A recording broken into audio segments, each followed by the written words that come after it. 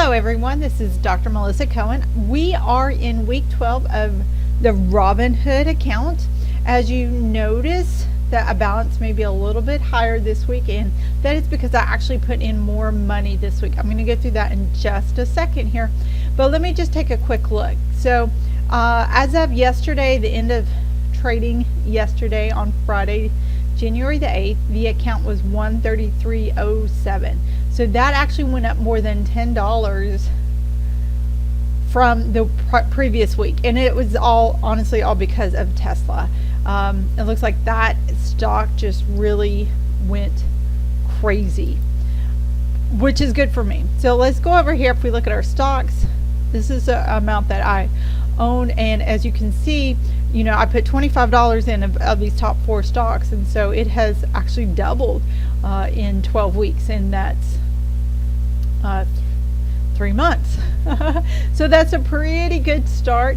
And as you know, from a diversity and a risk perspective, my account is not diversified. There's only 4 stocks, and you know, we have this free share one here, so 5 stocks here. It will leave it to more volatility and such, and obviously, you know, Tesla's working in my favor.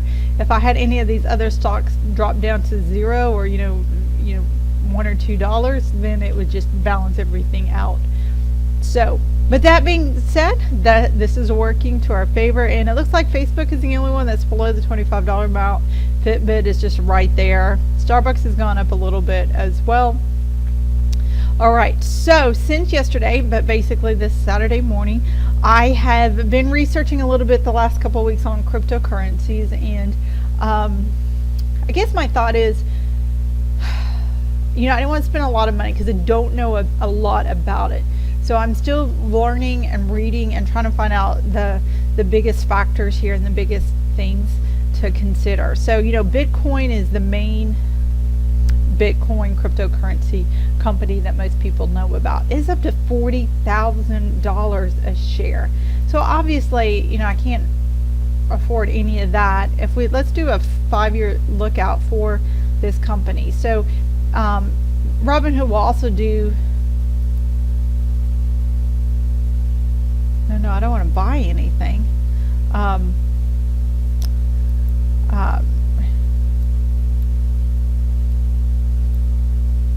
All right, so that I'm trying to open up the charts, the financial charts, so we can see what it has done in the past. It looks like I've just done nothing to my Robinhood account here. So let's see if we could just go in the back here. I know in October, I think, or earlier this year, it had dropped to $16,000 to $17,000 is what someone told me, and here we go. It's just taking a while to populate here. So yeah, so let's say 3 months ago, it was at $11,000. So that's a big jump for anything to invest in. So look, it's 268.44% increase in the past 3 months. Let's see if it'll give us the 1 year. Maybe the delay was because it was just doing the calculations. I'm not quite sure. There we go. So then the 1 year shows, you know, it was about 7,800, and it kind of stayed about there, and it looks like about the end of October is when it started just jumping very high. So I decided, even though Bitcoin was the biggest player and the one that's obviously making a lot of money, I didn't know how much more growth potential it has. I've read a lot of speculations and such that it can go a lot higher, but I wanted to take it to I wanted to take it to where something had a lot of growth potential. So this morning I added an additional $100 in, and honestly I kind of approached it of how much am I willing to lose and walk away, and because I don't know much about cryptocurrencies and I'm just starting to read and find out. My whole thing is with stocks, you know, these companies have been in business, and the stock market has been in business over 100 years. I know a company, because I have a business background, is, you know, they either take raw materials or they do something, they create a product that people perceive as valuable and are willing to purchase, and therefore this is how the company generates wealth and makes money, and then that causes the stocks to go up, and if there's any profits left over within the company, they may do dividends to the shareholders. So I understand all that process. I understand there's financial statements that are regulated by the U.S. government and things like that, and they're supposed to be truthful. They're supposed to be audited by outside accounting firms. So there's supposed to be these lots of checks and balances in place. And I mean, obviously it doesn't work everywhere, and there are issues with companies that come up for maybe not disclosing everything they needed to do. That's a situation, but generally overall you can trust that most companies are doing right. Okay, but as I said, I don't really fully understand cryptocurrencies, and so I'm like, okay, I got an extra $100 for Christmas, so I'm like, we can, if it makes money, great. If it loses money, I don't want to lose any money, but it's $100, right? So let's see. So it looks like the cryptocurrencies market still trades. That's why over the weekend. So it doesn't stop at 5 o'clock Eastern Standard Time because the New York Stock Exchange closes, right? So it is constantly fluctuating, and that's why you see this number keep rotating here. Now, I will say I'm a little already disappointed because it's already lost some money. I first bought Ethereum, so it looks like they were created as a companion to Bitcoin, is what I found out in my research, and now it's becoming more of a competitor. They're just a different platform that sells the same type of situation here. So that I put $50 in because that is what I bought first. All right, so it looks like, let me go back here. I have my notes here. So because it's at over $1,200 a share, I have 0.041027 shares. So I actually ended up putting $50.02, and that's just kind of what, I put a $50 mark in, and then as it fluctuates, that's kind of what it came out to be. So that being said, that's what I own as of today. So one thing I do want to let you know, I was looking at the stocks and then the cryptocurrencies here with what I own. You do have to change these for both, because I thought it said my equity and then it was like nothing. I was like, no, and then I realized I hadn't. You can fix these dots based on if you're looking at stocks or cryptocurrencies. So that made me feel a little bit better. So then I went in to buy Dogecoin, and someone had told me about it. I did a little bit of research, and that price is just now up to 1 cent and 1, 2, 3, 4 decimal points.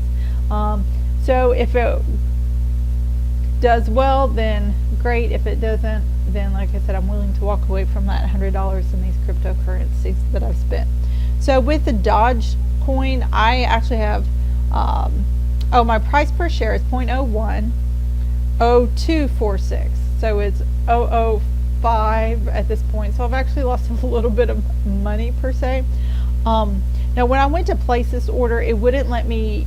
I had my buying power was $50.10, and because of the amount fluctuates every second, they wouldn't let me put that full amount in case I went over. Then I didn't have enough money actually in my account to cover the trade, so I just put $48.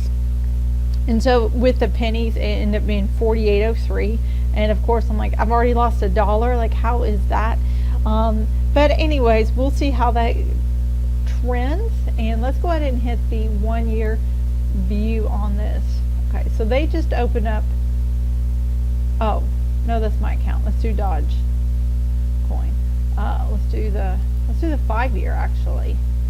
So they must have just started in March 2017 there, April 2017 trading. So it does look like they peaked right here in January of 2018, just a little bit over a penny a share, and looks like it's kind of heading up that way. Now personally, it's $50. If it goes up to $1 a share, I'll be rejoicing. If it goes up to 5 cents a share, I don't know if it's worth trading out or not. Just, I guess we'll wait and see how long my patience is and kind of what I'm willing to just let it sit and ride. And as always, I'm not a day trader. If you haven't figured that out with the Robinhood, even though that's kind of what they're targeting is the millennials who can buy point or shares of stock, and they're willing to do more day trading. There's a lot of things out there about that professional Wall Street traders are actually using that to their advantage, because they know people will sell when it's tanking, and they're not really in there for the long haul, which means if the professional stockholders know that it's going to fall, then they'll short the stock and make money off of it as well. So we'll talk about that a whole another day.